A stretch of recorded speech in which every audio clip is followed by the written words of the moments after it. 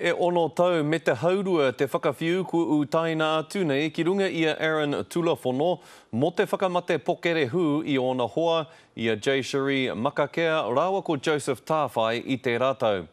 Ko Tulafono te kai hautu I te waka I hauata I te wā e whāia ana e ngā prihimana. I te kōti teitei a Irena Smith.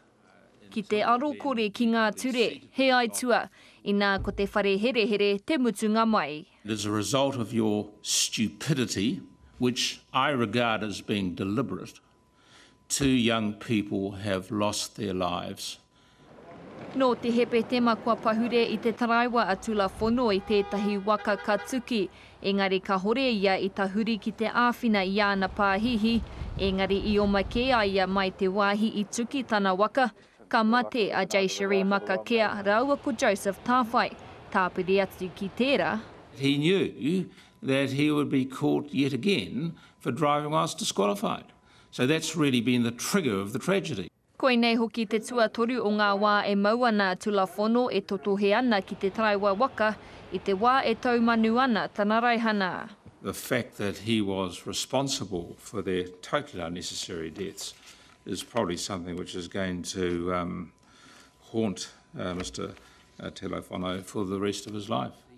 Ko tahi noa te kōrero a te kai whakawā kia Tulafono me te hunga taiohi tāne pēnei I aia. A motor vehicle is potentially a lethal weapon.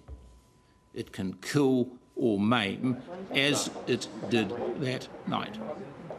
The second factor is that driving a motor vehicle is not some form of God-given right or citizen's right. It is a privilege. Hei tā te whānau a Joseph Tāwhai, ko te mea pauri he hoa noho rātau ki te whānau Tulafono. I tuputahi a Aaron, rawa ko Joseph. Aha kua te whakatau a te kai whakawā. E kore ngaro te ngau o te mamai ki te whānau o Joseph Tāwhai. Nā tērā e kore rātau e whakai ki te kōrero kia mātou. Engari ko tā rātau ko te tumanako kia noho ko te aitua nei hei tauira mo te hunga taiohi katoa. Irena Smith, Te Karere.